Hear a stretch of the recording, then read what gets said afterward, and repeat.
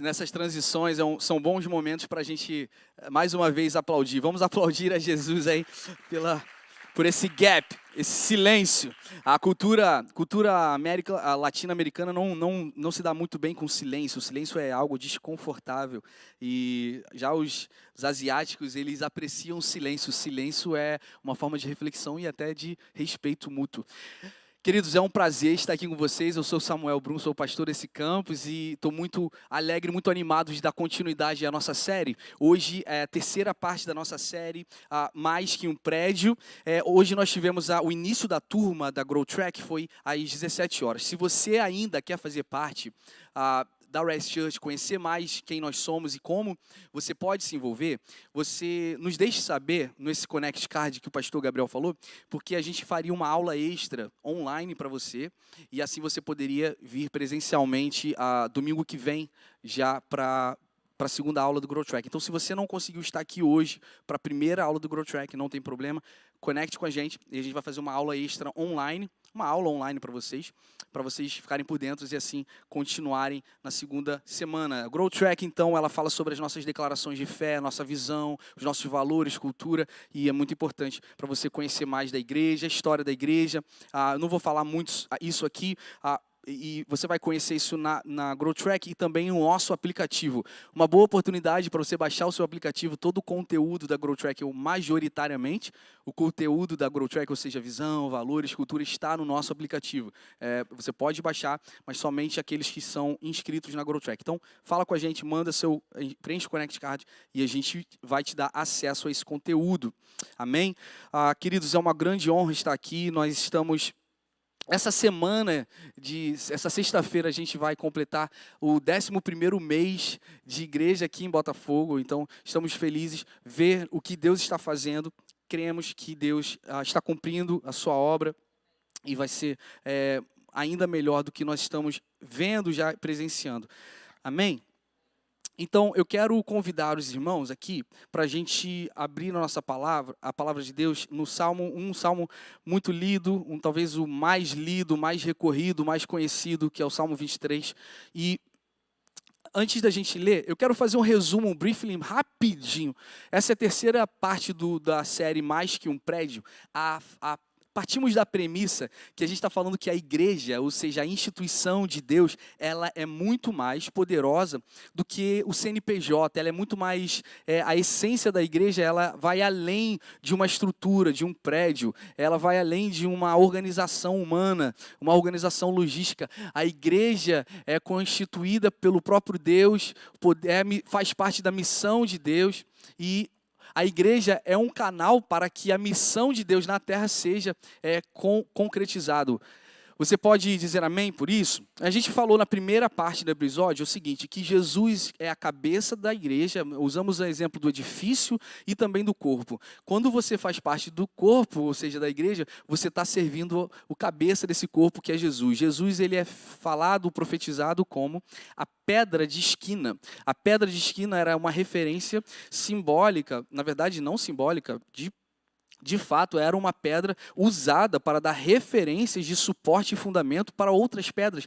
E a pedra de esquina, a pedra angular, ela tinha que ser a mais perfeita, porque ela seria um prumo, ela seria um fundamento para construir as outras pedras. Então, nós somos pedras irregulares que constituímos uma igreja fundamentada em Jesus, a pedra angular. Falamos isso e falamos que a história de Jairo, que a igreja é uma jornada diferente para muitos, mas que o segredo é que você esteja sempre conectado com a pedra angular. Que a tua intimidade e proximidade com Jesus vai fazer com que você chegue na missão que Ele tem para você. Semana passada falamos, a pastora Amy esteve aqui. Quem esteve aqui na Conferência das Mulheres, foi muito legal, muito bom ver tudo o que aconteceu. E a pastora falou sobre o propósito da unção. Se você é novo, nessa coisa de igreja, se você não tem muito experiência nesse lance, nesse vocabulário de igreja, a gente vai querer te sempre falar de uma forma que você entenda. Hoje nós vamos falar sobre a unção de Deus, e é uma palavra que é muito usada no meio cristão. Então o crente, ou seja, a pessoa que está familiarizada entende isso. Então se você é novo aqui, se você, na verdade, recentemente tem começado uma jornada com Deus, talvez essa palavra não seja muito familiar e você não saiba o que é. Hoje nós vamos falar o que é isso. E eu quero desafiar você aqui a que você viva uma vida cheio da unção de Deus. E eu vou definir, eu vou falar o que é unção, não se preocupe. Vamos às escrituras então. Salmos capítulo 23, vamos ler juntos aqui. Todo mundo ou pegue a sua Bíblia ou então leia aqui no telão. Diz: o Senhor é o meu pastor, nada me faltará. Deitar-me faz em verdes pastos. Guia-me mansamente a águas tranquilas. Refrigera a minha alma. Guia-me pelas veredas da justiça por amor do seu nome. Ainda que eu andasse pelo vale da sombra da morte, eu não temeria mal algum, porque tu estás comigo. A tua vara e o teu cajado me consolam. Preparas uma mesa perante mim na presença dos meus inimigos. Unges a minha cabeça com óleo, o meu cálice transborda. Certamente que a bondade e a misericórdia me seguirão todos os dias da minha vida, e eu habitarei na casa do Senhor por longos dias. Se você puder, feche seus olhos, vamos orar. Pai, obrigado. Obrigado pela tua promessa. Obrigado pela tua regeneração em Cristo Jesus. Obrigado pela tua palavra. Obrigado porque o Senhor tem sido com a gente no vale e no deserto, na alegria e na tristeza. E obrigado por nos explicar em Jesus que o pior cenário não é andar no vale da sombra da morte. O pior cenário é andar no vale da sombra da morte sem a tua presença. O Senhor está com cada um de nós. A tua vara, o teu cajado nos consolam. Então nessa noite, nós oramos para que o teu poder se revele sobre cada um de nós. Em teu nome nós oramos, Jesus. Amém. Você pode dizer amém? Bem, essa frase é a frase base para a mensagem. Vamos destacá-la então do restante texto. Uma pergunta aqui. Existe alguém nessa igreja, nesse teatro, que nunca ouviu esse versículo antes? Existe alguém que nunca ouviu? Ninguém, né? Então é isso. Vamos fechar a igreja. Deus abençoe. Todo mundo já é crente. Você nunca ouviu? Que legal. A gente tem uma pessoa que nunca ouviu. Vamos lá. Vamos aplaudir Jesus. Vamos uma pessoa lá em cima. Pessoal do mezanino aí, vocês são meu alvo hoje, hein? Vamos destacar então, extraída do Salmo 23, essa frase: preparas uma mesa perante mim na presença dos meus inimigos, unges a minha cabeça com e o meu cálice. Bem, muitas frases e declarações, presta atenção aqui, muitas declarações de Davi e de Salmos são declarações messiânicas. O que é isso? Apontam para o futuro, apontam para a reencarnação de Jesus, o reino de Jesus, né? Ele tem visões proféticas sobre Deus. É importante que entenda uma coisa: quando o Salmo 23 foi escrito por Davi, isso foi muito antes da nova aliança, de Jesus estar presente, vindo entre nós. E aqui nós entendemos que isso é uma figura messiânica que eu vou extrair nessa mensagem. Essa é uma mensagem, talvez uma das mensagens mais importantes da vida da nossa igreja. Eu preciso, por favor, que você fique comigo. Hoje eu não vou fazer brincadeiras, não vou fazer piadinhas, não vou brincar, porque eu não quero perder nenhum momento, talvez só uma. Se vocês rirem na primeira, eu faço a segunda, porque eu ganho confiança, tô brincando. Mas a gente vai extrair muito sobre uma estrutura da velha aliança, então eu tenho que parar para explicar, principalmente para os novos na fé, que eu sei que tem gente aqui. Quando a gente fala de Velho Testamento, nós estamos falando sobre uma estrutura, uma organização que é pré-Jesus. Quando nós falamos sobre Novo Testamento, estamos nos referindo a uma estrutura nova, uma aliança nova que é pós-Jesus. Jesus vem e muda tudo. Então, vamos começar do início. Por que ungir a cabeça com óleo? Por que Davi fala isso? Na verdade, diversos autores no Velho Testamento fazem essa referência de unção, de ungir cabeça com óleo da santa unção. Eu quero levar vocês para bem no início das Escrituras. É um livro chamado Êxodo. E Moisés, ali liderando o povo, recebe uma direção de Deus. Se você puder, todo mundo repete comigo: direção de Deus. Essa direção foi muito específica. Hoje eu tive a honra de ouvir minha mãe pregar. Minha mãe é uma excelente pregadora e, gente, minha mãe está aqui. Minha mãe está aqui, né? É uma coisa muito grave. Não aplaudo, não. Porque eu não sei se eu vou ter que chamar ela na frente, ela vai começar a falar coisas de mim. Então eu não quero dar essa liberdade ao Espírito Santo ainda não. Mas a minha mãe está aqui e hoje ela falou sobre como Deus é perfeccionista e você vai ver na antiga aliança, muito tempo antes de Jesus, Deus dava instruções específicas, medidas específicas, materiais específicos. A palavra unção vem então, na primeira vez, uma direção de Deus ao povo e diz o seguinte, no capítulo 30 de Êxodo, diz o seguinte: e disto farás o azeite da santa unção, o perfume composto segundo a obra do perfumista, e esse será o azeite da santa unção. Bem, olha para mim aqui. Isso aqui foi Deus direcionando a Moisés, e era uma direção muito específica, como esse óleo da unção seria fabricado, não poderia ser fabricado por qualquer pessoa, e não poderia ser feito de qualquer forma. Era uma instrução muito rígida de Deus. Bem, vocês sabem que o óleo hoje tem diversas finalidades. Se você, por exemplo, para que nós precisamos do óleo? Do óleo para fazer comida, por exemplo, né? Tem algumas coisas que vêm na sua cabeça. O óleo hoje é um material, uma substância super necessária para o nosso dia a dia. Você já experimentou fazer comida sem óleo? Tudo bem que agora tem air fryer, né? Mas se você colocar uma comida na frigideira sem óleo, o que vai acontecer? Então, a gente vai começar uma aula de gastronomia semana que vem, porque vocês não falam, meu, estou um pouquinho assustado. Vocês cozinham? É só iFood? Geração Nutella, hein, gente, vocês têm que aprender. Eu cozinho muito, eu faço muito bem. Comecei a falar de mim. Oh, meu Deus, é que Deus me deu muito dom. Eu preciso expor meus dons. Mas eu faço muito bem miojo, assim, quando eu faço miojo, é aquela coisa assim maravilhosa. Mas assim, que você não coloca óleo na comida, o que acontece com a comida? Gruda, pior, queima. O sabor é horrível, correto, pessoal? Quem aqui é air fryer? Air fryer, quem gosta disso? E eu gosto daquela comida com óleo. Aquela que você, quando come, dá até um pico de insulina, meia hora depois, tu tá lambeando assim, né? Não quero falar com ninguém. Tu come tanto, né, que tua glicose for lá em cima, volta, tu tá no elevador da vida. Mas o óleo no carro, né, nós se precisamos botar óleo no carro. O que acontece se você não coloca óleo no carro? Vai cair, gente. Vai andar um pouquinho, até anda um pouquinho, mas vai queimar, não vai funcionar. Quem é o único motorista burro que não coloca óleo no carro? Eu. Eu já queimei motor de carro porque não botava óleo. Burro. Espiritualizava tudo, ficava, Pai, não me deixes na mão, Senhor.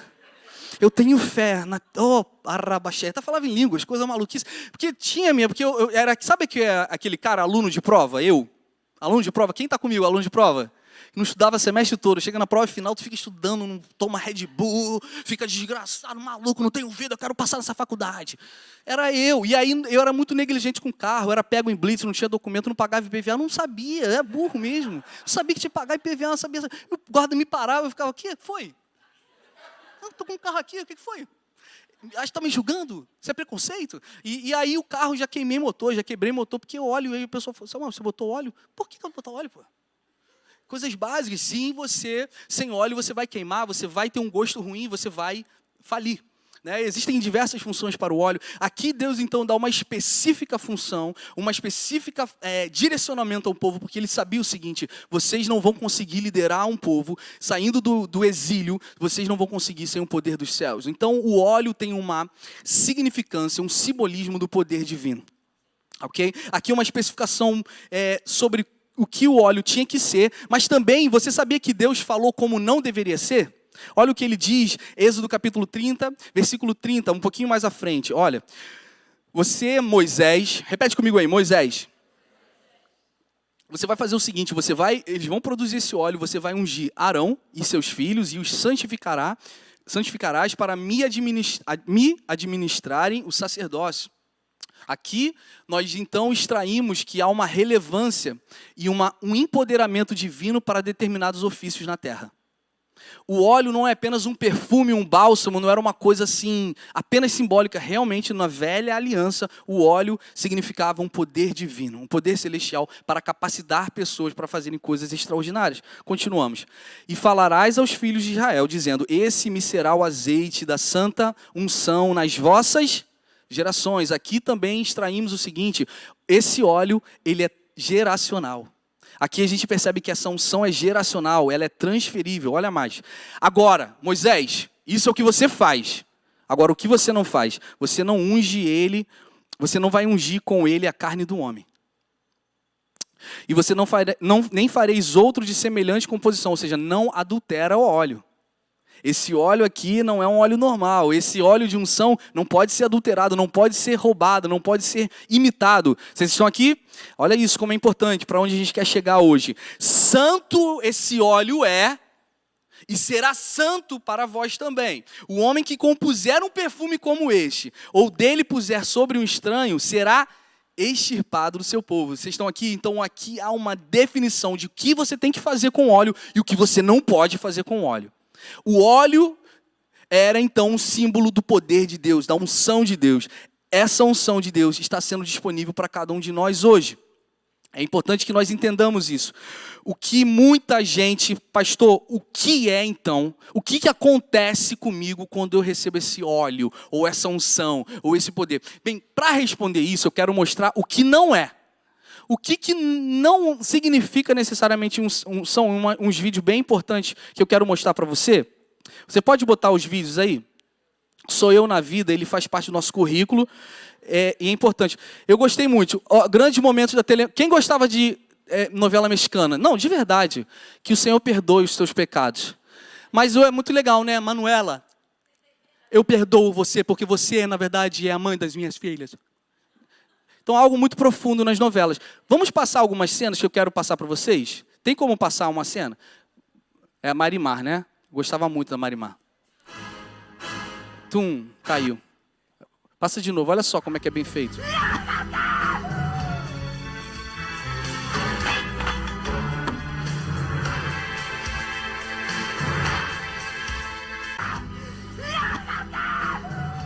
Se de uma coisa tenho certeza... é da minha beleza. Se de uma coisa tenho certeza... Ai, obrigado, Deus, pelo Senhor na vida. Brincadeiras à parte, o que não é unção? Não necessariamente, unção não é motivo de orgulho próprio. Uma coisa eu tenho certeza. Eu sou muito mais ungido que vocês. Unção não é bizarrice. E é claro que ao ver essas cenas de novela mexicana, você entende, isso aqui não é muito bem feito, isso aqui não é real. E muitas pessoas chamam de unção um exibicionismo de estereótipos, um exibicionismo de comportamento, de expressões, de tom de voz, que não necessariamente é unção. Vocês estão aqui, igreja? Essa forçação de barra emocional, emotiva para impressionar pessoas. Eu sou ungido agora, olha aqui. E pode até parecer uma novela mexicana e muitos gostam de ver, mas não significa que seja legítimo. Porque a unção é uma mudança de dentro para fora. Ela começa primeiro em você, no teu caráter, nas tuas emoções, na tua alma. Esse sensacionalismo bizarro para impressionar, que você olha e você discerne, isso não é de Deus, isso parece de Deus, está com uma gritaria, está se fazendo um monte de coisa, isso define-se como ser ungido ou ser unção, não necessariamente se caracteriza assim. Ou seja, nós precisamos ser uma igreja que se move na unção de Deus, ou seja, no poder de Deus, na virtude de Deus, na virtude dos céus. E isso começa dentro de nós, e eu posso te afirmar que a primeira característica que o poder de Deus se manifesta na sua vida é a convicção de que você é um pecador e você precisa de um Salvador. A primeira convicção ou consequência de que você está recebendo uma unção de Deus na verdade, aquela conscientização de que você precisa de Cristo. Olha o que Eclesiastes fala. Eclesiastes diz o seguinte: assim como as moscas mortas fazem exalar o mau cheiro e inutilizar o unguento do perfumador, assim é para o famoso, em sabedoria e em honra, um pouco de estultícia. Aqui o autor está fazendo uma clara comparação. e valorizando esse perfume. E a mosca, algo tão pequeno, algo tão frágil, mas algo que pode deturpar algo valioso, que é o óleo. E na Bíblia, muitas vezes a mosca ela é caracterizada pelo pecado, pela morte, por algo que não vem de Deus. E essa mosca, pode ser uma mosca varejeira, não importa, tem essa mosca morta. A pergunta principal e central desse verso de Eclesiastes é o seguinte: como que o perfumador deixou essa mosca entrar no perfume, nesse óleo? Eu quero, como pastor, eu quero falar o seguinte: Deus, Ele tem um poder dos céus para derramar sobre cada um de vocês. E esse é um direito que nós temos. Você tem um direito de receber um poder, uma virtude dos céus. Mas você precisa entender que se você tem direitos em Deus, você também tem deveres. E um dos teus deveres é deixar com que esse óleo não tenha nenhuma brecha, não seja perfurada, não seja deturpada por nenhum tipo de pecado. A santidade, portanto, é um dever nosso. A santidade preserva aquilo que só vem de Deus. A santidade faz com que a gente mantenha íntegro aquilo que o Senhor libera sobre nós. Não estou falando de salvação, eu não estou falando de como você tem acesso à salvação, eu estou falando como você tem acesso a viver uma vida nesse óleo, ou seja, nessa unção, nesse poder divino. Eu posso te afirmar, como um perfumador, você precisa proteger o ambiente que o óleo da unção é formado, e não é mais um lugar físico, mas é dentro do teu coração. A unção é preciosa. Repete comigo isso: a unção de Deus é preciosa. E ela é muito mais poderosa do que o pecado. Então a gente tem um dever de não deixar nenhuma brecha, nenhuma lacuna na nossa alma, no nosso coração, que vai deturpar a grande, maravilhosa graça de Deus através do seu poder. Deus tem um poder para liberar na sua vida. E muitos de nós não vivemos sob esse poder e não recebemos essa unção, porque deixamos penetrar e interromper ou estragar ou deturpar aquilo que é precioso. Vocês podem dizer amém por isso. A Bíblia faz uma referência também sobre nós como cristãos. Ah, pastor, mas eu não sou cristão, não sei nem o que é Deus, não sei nem o que é Jesus. Bem, a gente vai te dar uma oportunidade todo domingo para você entender que você precisa de Jesus. E que eu, que estou aqui em cima, fui alcançado pelo poder de Jesus. A graça dele me redimiu, o perdão dele me conquistou, ele me posicionou aqui. A unção que eu tenho não foi uma unção que eu produzi, é uma unção que vem de Deus. E assim nós entendemos que quanto mais chegamos perto de Deus, mais constrangidos pela sua santidade nós somos. E nós vamos dar uma oportunidade a cada pessoa que não conhece Jesus ou que está afastada de Jesus, a voltar a ter uma conexão e um relacionamento íntimo com Ele, porque Ele tem algo maravilhoso para você. Entregue a sua vida para Jesus. Há uma declaração de Paulo aos Coríntios, na segunda carta, capítulo 2, versículo 15. E é uma frase, uma declaração muito conhecida. E é uma declaração que muitos gostam de ler, mas não entendem que para sermos o bom perfume de Cristo, precisamos fazer a nossa parte, porque só podemos fazer a nossa parte porque Cristo Jesus já fez o que só Ele poderia fazer por nós. Ele morreu a nossa morte, Ele ressuscitou e agora Ele nos condiciona para um processo de santificação. Nessa santificação, portanto, nós somos bons mantenedores desse óleo, desse poder que Ele pode derramar sobre nós. Deus tem um óleo, ou seja, um poder, uma unção para liberar sobre a sua vida. E Ele vai te dar sabedoria e capacidade para cuidar daquilo que Ele está te liberando. Agora, falamos então que nós somos o bom perfume de Cristo. E da mesma forma que quando nós vivemos, quando eu falo viver, eu espero que vocês entendam, mas eu acho que se vocês já conhecem a gente um pouco, vocês já entendem o que eu falo. Quando eu falo de ser o bom perfume de Cristo e viver em santidade, eu não estou falando sobre ser perfeito e fazer tudo perfeito e ter uma vida perfeita. Eu estou falando sobre sempre querer se aproximar do autor e consumador da nossa fé. É um processo, nós estamos caminhando para essa semelhança. Agora, tudo que é um perfume, Jesus, Deus, Ele recebe a tua adoração como um incenso agradável.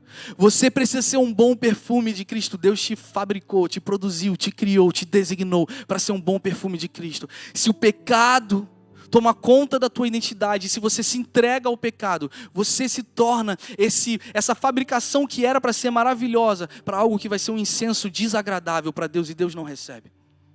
Porque Deus, mesmo com Jesus sendo reconciliador, Deus não se agrada do nosso pecado. No Velho Testamento, ainda estou lá atrás, no Velho Testamento, esse óleo era depositado em algumas pessoas. Em apenas 3 tipos de pessoas. Vocês sabem quem essas pessoas são? Apenas reis, sacerdotes e profetas. E rapidamente eu quero pincelar aqui. Eu quero que todo mundo repita comigo: glória a Deus. Vamos lá. É importante que vocês fiquem comigo. Esse óleo foi colocado em 3 tipos de pessoas na velha aliança. Vocês entendem então o que é velha aliança, né? Velha estrutura, que é antes de Jesus, né? As promessas de Deus eram sempre mais específico para uma nação, a nação de Israel, o povo hebreu. Esse óleo foi colocado para empoderar 3 tipos de pessoas. Entenderam também que o óleo é essa capacitação divina, né? Era um óleo fabricado por homens, sim, mas representava, era um símbolo de algo poderoso. Amém? Sacerdotes, aquele que intercede diante de Deus. Sacerdote é aquele que intercede diante de Deus pelo povo. Segundo tipo de pessoas eram os profetas. O profeta que falava com o povo o que Deus estava falando. E os reis, aquele que governava um povo em nome de Deus. Todos esses precisavam de uma unção. Todos esses precisavam de uma capacitação divina. Amém? A unção foi designada para ser transferível. E é aí que eu quero chegar. Porque é o seguinte, na história de sacerdote, você percebe um exemplo. Arão, que eu falei antes, Moisés unge Arão para ser um sacerdote. A Bíblia fala que Arão era cheio do óleo do Senhor e ele tinha uma veste, né, sacerdotal. A galera da antiga, eles tinham todas uma veste sacerdotal, o sacerdote, né? E assim, olha o que acontece. Arão, ele passa para seu filho Eliezer essa unção. Vocês já ouviram um salmista dizendo: quão precioso, quão bom é, quão agradável é que os irmãos vivam, hein? É como aquele óleo precioso. Já ouviram esse versículo, né? Ele fala, é como aquele óleo precioso sobre a cabeça, que desce sobre a barba e até as orlas da veste de Arão. Ou seja, a unção de Deus, o óleo, ele tem o poder de ficar grudado. Mesmo que você às vezes lave aquela roupa, aquele cheiro ainda fica, aquele óleo é muito forte.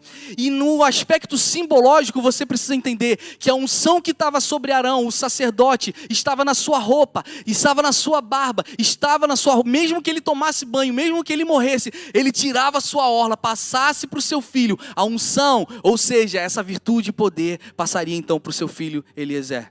A unção é geracional e transferível, porém limitada. Entende? Na velha aliança, a unção era transferível para pessoas, era geracional para muitos casos, mas era limitada. Não era para todo mundo, para alguns tipos de pessoas. E aí você vê Elias e Eliseu. Elias era um profeta muito louco, matou 400 profetas de Baal, e aí ele vai desaparecendo no céu assim, vai desaparecendo, e Eliseu era discípulo de Elias, e fala assim, cara, eu quero ser que nem você, na verdade eu quero fazer mais milagre que você, eu gosto de você pra caramba, eu quero andar contigo, Elias. E Eliseu então tem uma visão de Elias indo embora, e aí o que cai do céu, vocês se lembram? A capa de Elias. E quem pega a capa de Elias? Eliseu. E aí a Bíblia fala que Eliseu é aquele profeta que faria 2 vezes mais os milagres que o seu mentor fez. E ele pega aquela capa, aquele manto de Elias. Olha só que cara, algo profético. A Bíblia é violenta. A Bíblia é violenta. Ele pega a capa de Elias e atira, e ele atinge com raiva. E aí ele faz uma declaração ao Deus de Elias. E aquela unção que estava sobre Elias agora passa para Eliseu. Eliseu como um profeta. Os reis também aconteceu a mesma coisa. O primeiro rei de Israel foi... Então, a Bíblia é uma coisa que vocês devem ler. É bem legal. Vai por mim assim. O primeiro rei de Israel foi Nabucodonosor. Você ouviu alguém falando Nabucodonosor aí? Tá amarrado. Hein? O primeiro rei de Israel foi Saul, foi um rei pedido pelos homens. Os homens, eu quero um rei. E ele não conseguia nem juntar as jumentas do seu pai. Era um cara medíocre, bonitão, altão, que nem eu, bonito, charmoso. Porém, ele era incapaz, ele era medíocre, ele não conseguia juntar as jumentas do seu pai. Mas a palavra fala que Deus pega Samuel, um profeta, e fala o seguinte: unge esse menino. Esse menino vai ser o novo rei de Israel. Ou, na verdade, o primeiro rei de Israel. Pega um copo. Eles pegam um copo. Bota o azeite. E bota na cabeça de Saul. Quem já foi ungido aí por óleo? Assim? Que tu até ouve aquele barulho. Vai, olha até pro cofrinho, né? Você fica assim, gente, o poder de Deus tá quente aqui, olha. Mas a Bíblia fala algo extraordinário. Esse cara que há uma semana atrás não era capaz de juntar as jumentas do pai, hoje ele rasga as vestes, ele unifica todas as tribos de Israel. Ele foi eleito por Deus. O copo fala de algo fabricado por homens. Não foi Deus que estabeleceu o reinado de Saul, mas Deus consente e aprova que o profeta Samuel ungisse. Mas depois tem um novo rei, que é Davi. Saul não bota a mão na cabeça de Davi e fala, você é o próximo rei. Pelo contrário, ele tem um final trágico, ele se suicida. Impede com que a sua próxima geração também viva por causa do pecado. Se lembra do pecado? O pecado tem poder de disseminar, infamar e destruir aquilo que Deus coloca em você. Aí, Davi. Bem, esse rei você conhece, Davi, então agora ele é ungido por Samuel também, o mesmo profeta. Só que agora ele não é ungido por um copo, mas ele é ungido por um chifre, algo que foi Deus que fez. Porque Samuel era um rei segundo o coração de Deus. Deus escolheu Davi. E olha só que interessante, quando Samuel chega como profeta na casa de Jessé, Deus falou que um dos teus filhos é o rei. Vocês já ouviram essa história antes? Deus falou que um dos seus filhos é o rei, e aí Jessé pega os melhores filhos, e tudo bem, esse aqui, e Samuel como profeta fala, cara, tem alguma coisa errada, não está aqui o que eu vim falar, aquele que eu vim ungir não é nenhum desses. Tem algum filho aí que você esqueceu? Tem um menino lá tomando conta de ovelha, mas ele é um menino muito limitado, é ele o que eu quero aqui. Olha aqui, primeiro livro de Samuel 16 fala o seguinte, acabaram-se os moços e disse, ainda falta o menor, ele está apacentando as ovelhas. Samuel então diz a Jessé com autoridade, manda chamá-lo, porquanto não nos assentaremos até que ele venha aqui. A proposta profética é o seguinte, eu não vou descansar até que eu tenha que ungir quem eu tenho que ungir, eu não vou me acomodar até que eu venha cumprir o que eu preciso cumprir. Essa é a mesma dinâmica que tem que estar no teu coração, para o teu casamento, para a tua vida, para o teu íntimo. É o seguinte, não descanse, não cesse de orar, não sente até que você veja cumprir o milagre que Deus falou que vai cumprir. Isso só são pessoas que têm essa unção, ou seja, esse clique, essa revelação. A religiosidade vai te convidar a viver uma vida supérflua com Deus. O que nós estamos propondo é que nós sejamos uma igreja mais que um prédio, mais que um CNPJ, que a gente viva debaixo dessa unção. Ou seja, que nós vejamos como os céus veem, que nós ouçamos como os céus ouvem, que nós falemos como os céus falem, e nós possamos reproduzir o que o nosso Pai nos céus está falando. Isso é resultado de unção.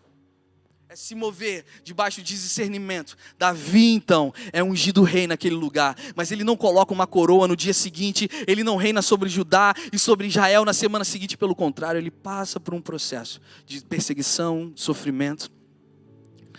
Mas ele, diante de Deus, já era rei. Bem, isso tudo foi na velha aliança, agora precisamos falar do que muda na nova aliança, o que muda com a vinda de Cristo. Repete comigo, o que muda com a vinda de Cristo? Bem, muda tudo. Muda tudo. Porque antigamente eu falei que essa unção, esse óleo só podia ser para específicas pessoas, mas porque Cristo vem, esse óleo está sendo disponível para cada um de nós. Olha só, quando Jesus faz essa pergunta para os discípulos, ele fala em Mateus 16, e vocês quem dizem que eu sou? Simão Pedro responde, tu és o... Vamos lá, pessoal. Simão Pedro responde, tu és o... tu és o Filho do Deus vivo. E aí essa frase é uma frase que fala sobre fundamento de identidade, porque você não tem como se conhecer se você não entender quem Jesus é. A partir do momento que você tem uma revelação plena de quem Deus, o teu Criador é, você começa a se entender como pessoa. Olha só, aí a resposta de Jesus, vocês se lembram? Bem-aventurado tu és, ô Simão Bar-Jonas, porque não foi carne que te revelou, não foi sangue que te revelou, mas foi o meu Pai que está no céu. A ideia de uma igreja como um prédio é que ela vai te dar respostas que carne e sangue revelam. Mas a igreja, mais que prédio, é uma igreja que tem respostas de acordo com o Pai que está nos céus. É baixo de revelação. A unção, ela clareia, ela tira a cegueira, ela tira a surdez, ela tira a cera dos nossos ouvidos. Quantos querem essa clareza? Quantos querem essa visão? Quantos querem essa unção? Essa unção é poderosa. E é muito legal que essa unção, eu não posso produzi-la, sabe? Não sou eu que faço, eu não tenho capacidade para fazer. A única coisa que eu posso fazer é mantê-la, ou recebê-la, ou me humilhar para que o Senhor me empodere. Jesus Cristo. Cristo não é o sobrenome de Jesus, como muitas pessoas acham. E aí, Jesus, seja bem-vindo a Nazaré. Nome, Jesus. Sobrenome, Cristo. Bem-vindo. Mas Cristo é a tradução do grego que significa Christos, que é a palavra ungido, que é transcrita do hebreu Mashiach, que significa o ungido de Deus. Grace Church, vocês estão aqui? O que muda na nova aliança é que agora o óleo não é apenas um perfumador fabrica, mas os céus fabricaram o próprio Cristo, ou seja, o próprio óleo. E esse óleo não fica nos céus, mas esse óleo desce, encarna, nasce e morre por nós. Cristo, ou seja, o ungido de Deus, o óleo que foi fabricado pelos céus habita entre nós. Não é apenas um perfume, um óleo fabricado por perfumista ali, muito bem feito. Agora é o próprio Deus, o Cristo, ungido de Deus, se manifestando ao mundo, para que eu e você tivéssemos acesso à unção dele. Mashiach, que significa o ungido de Deus. Bem, precisamos falar a última história para essa mensagem. De alguém que não era um profeta sacerdote intitulado, mas era um homem que fez algo extraordinário. E eu sei que vocês já ouviram sobre ele. Eu quero que vocês acompanhem comigo essa história para a gente caminhar para o final. Está em Atos capítulo 7. Cristo, o ungido de Deus, está nesse lugar. Ele veio para mudar a nossa história. Versículo 55 diz o seguinte: mas ele, estando cheio do Espírito Santo, fixando os olhos no céu. Bem, calma aí, olha para mim aqui, corta, deixa eu falar um pouquinho de Estevão. Estevão foi o primeiro mártir da igreja. Estevão era um cara normalzaço. Ele não era um apóstolo, ele não era um profeta, ele era um cara que cria em Jesus. A Bíblia fala que Judas foi traído. E se lembra que eu falei para vocês que a unção é transferível? Se lembra disso? E essa estrutura foi continuada porque quando Judas morre, Judas traiu e ele se mata, os discípulos chegam a um consenso e falam assim: cara, a gente precisa do 12º. A gente precisa de substituir alguém. E eles escolhem Matias, de um jogo de sorte lá. Matias foi o eleito. E o requisito era o seguinte: aqui não podia ser qualquer pessoa, tinha que ter alguém que caminhasse com Jesus. Olha o que acontece. Matias, ele é eleito o 12º apóstolo. Bem-vindo, Matias. Apóstolo, hein? Do nada. Matiasão, seu meninão, pomposão agora. Estava ali semana passada andando com as pessoas normais, levando cesta básica para o Morro dos Cabritos. Agora está aqui, no cenáculo, falando da visão da igreja local. Do nada, Matias. Mas tinha tinha um menino chamado Estevão, que ele não foi uma opção para ser porque ele não caminhou com Jesus. Mas você nunca mais vai ouvir sobre Matias na história da Bíblia. Mas você ouve sobre esse menino Estevão.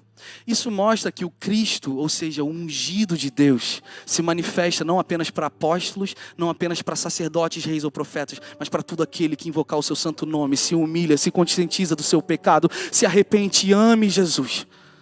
E esse menino Estevão fala o seguinte: ei, tranquilo, Matias, tu que agora quer chefão, eu estou no Morro dos Cabritos, o Dream Center agora vai acontecer sábado, eu estou querendo levar umas cestas básicas para a galera, e eu só precisava que você orasse por mim, porque vocês podem se dedicar à palavra, à visão, à doutrina, à oração, e deixa eu carregar o peso, deixa eu orar pelas pessoas na rua, pelos enfermos. Aí Matias, menininho, eu também era como ti, né? Eu também era como tu, ó. Também era cheio de vigor, acreditava que eu podia mudar o mundo. Vem cá, vou ungir você vai ser um diácono da igreja. E Estevão, uhul, eu agora sou diácono. É isso mesmo, não quero ser apóstolo não. Que apóstolo o quê? Eu quero é servir Jesus. A Bíblia fala então que Estevão era cheio do Espírito de Deus. E a Bíblia fala em Atos capítulo 6 que Estevão, na graça e no poder de Deus, ele começa a pregar a palavra. E ele estava tão cheio da unção de Deus, tão cheio do Espírito de Deus, que as pessoas se enraivessem, ouvindo, rangiam os dentes de raiva contra a palavra de Estevão. Escute aqui, o evangelho de Cristo, o ungido de Deus, nunca foi produzido para ser popular entre a cultura. Nunca foi popular, nós sempre sofremos perseguição. O dia que a igreja for igreja para ser aceita culturalmente, a gente fecha as portas, porque a gente sempre foi resistido, a gente sempre foi perseguido, e essa história não vai mudar. E se isso te incomoda, você precisa rever quem é Deus e quem é o que é a igreja. Porque nosso amor por Jesus é tão grande que isso não se trata de trocar o amor dele, a fidelidade, para ser conivente com a cultura. Se trata do seguinte: ele é o perfume precioso e o resto é resto. Esse menino prega na autoridade de Deus e esses caras começam então a instituir uma acusação contra Estevão, e eles chamam um cara para legalizar aquela morte de Estevão. E eles fizeram de uma forma ilegal, porque todo mundo que falava uma heresia tinha que sofrer um julgamento justo. Estevão não passa por esse julgamento. Eles chamam um cara chamado Saulo, que era um líder farisaico, para aprovar a morte de Estevão, ali o extermínio de Estevão. Saulo consente na morte de Estevão. Algo ilegal, ele não podia fazer isso. A Bíblia diz o seguinte, vamos então agora. Quando Estevão estava sendo atacado, olha que ele estava cheio do Espírito Santo, fixando os olhos no céu, ele viu a glória de Deus e Jesus que estava à direita de Deus, e ele disse: eis que vejo os céus abertos, e o Filho do Homem, que está em pé, a mão direita de Deus. Mas eles gritavam com grande voz, taparam os ouvidos e arremeteram unânimes contra ele, expulsando-o da cidade, o apedrejavam. E as testemunhas depuseram as suas capas aos pés de um jovem chamado, ou seja, consente na morte desse menino. Você tem autoridade para consentir a morte desse menino. Você é uma autoridade. Você é uma autoridade para esse menino morrer aqui na frente. Ou seja, o peso da morte, do julgamento, está sobre você, Saulo. Se lembra que eu estou falando há meia hora que a unção de Deus é transferível? Ela fica na roupa. Agora não estamos falando mais de um perfume, de um óleo, mas eu estou falando do próprio Espírito Santo de Deus. E aí Deus está falando o seguinte: tá bom, você consentiu na morte do meu filho Estevão, tudo o que eu ia fazer na vida dele, agora eu vou fazer com você, Saulo. A Bíblia fala que 2 capítulos depois, Saulo tem um encontro em Damasco, ele cai, ele fica sem ver, fica sem enxergar, fica sem comer, e ele é visitado por Ananias, e ele é cheio do Espírito de Deus, e ele é convicto do seu pecado, ele é convicto da sua sujeira, e ele fala o seguinte: tudo que eu fiz foi errado, agora eu preciso dessa unção que tinha em Estevão, e eu fiquei com raiva de Estevão, porque ele tinha o que eu não conseguia ter. Porque quando nós andamos em unção, nós incomodamos quem não tem. Isso não é uma competição de superioridade, mas é para que Deus seja glorificado. Olha o final de Estevão. Estevão não era apóstolo. Estevão não foi nem considerado para substituir Judas. Estevão era um cara normal. E olha o final dele. Eles apedrejaram Estevão, que em invocação dizia: Senhor Jesus, recebe o meu espírito. E pondo-se de joelhos, clamou com grande voz: Senhor, não lhes impute esse pecado. E tendo dito isso, adormeceu, ou seja, morreu. Estevão, o primeiro mártir da história da igreja. nesse momento, depois que o Espírito Santo desce, Estevão morre por Jesus. Estevão não apenas morre, mas ele aceita ser apedrejado. Ele vê a glória de Deus, ele vê Jesus à direita de Deus, o ungido de Deus. Assim como Samuel, o ungido de Deus, se levantava para Davi, Jesus também estava se levantando para Estevão. E às vezes a circunstância não muda, mas eu quero te dar uma palavra que é muito profética nessa noite. Estevão morreu, mas ele viu os céus abertos e ele viu Jesus à direita de Deus, ungido, Cristo, ungido, liberando esse poder sobre ele. E a glória de Deus era tão grande que o amor à presença de Deus, ao amor à glória de Deus era muito mais vigorosa, poderosa do que aquela dor de ser apedrejado. E quando nós andamos em unção, nós fazemos decisões que são antagônicas à decisão do sistema. Quando nós andamos na unção de Deus, nós fazemos escolhas que vão honrar somente a Deus e não a nós. Que raio se passa na vida desse menino? Ele podia ter corrido, ele podia ter fingido que não conhecia Jesus, eu não sei, mas não morrer. Por que ele morre? Por causa que a glória de Deus, ou seja, a unção, o óleo de Jesus é muito mais vigoroso, poderoso e suficiente do que o medo da morte. É andar contra. Saulo então foi encontrado por Deus. E assim como o profeta Samuel se levanta para interceder por Davi, Jesus também à direita de Deus se levanta para interceder por Estevão. E eu posso afirmar para você nessa noite, Estevão não foi salvo por Deus, mas ele foi agraciado por Jesus. Estevão não foi liberto da morte, mas ele foi agraciado pela glória de Deus. E essa é a sua vida, essa é a nossa vida. Quando a gente vive em prol dele, quando a gente vive nessa unção, nós muitas vezes não vamos ser livres desse momento circunstancial, na nossa vida, na nossa emoção, na nossa mente, no nosso casamento, na nossa profissão. Muitas vezes nós estamos sendo apedrejados e Deus não vai te livrar. Mas eu prometo uma coisa, porque nós precisamos ser uma igreja enraizada nas Escrituras. E de acordo com as Escrituras, eu prometo uma coisa, que cada lágrima sua é uma lágrima do Criador. Ele está à direita do Pai como um intercessor, como um profeta e como um rei. Sabe por que hoje a unção não é apenas para alguns? Sabe por que a unção não é apenas para uma elite? É porque Jesus, o Cristo, ou seja, o ungido de Deus, ele vem ao mundo e ele ocupa a posição do rei, o rei dos reis, o senhor dos senhores, e ele é o último sacerdote. E ele é o profeta que se faz ungido para que todos nós pudéssemos carregar a unção que ele nos possibilita, amém? Então, na sua vida, pense, não é tudo sendo mudado pelo poder de Deus, mas você saber que existe um Deus, um Jesus que está à direita do Pai, intercedendo pela sua causa.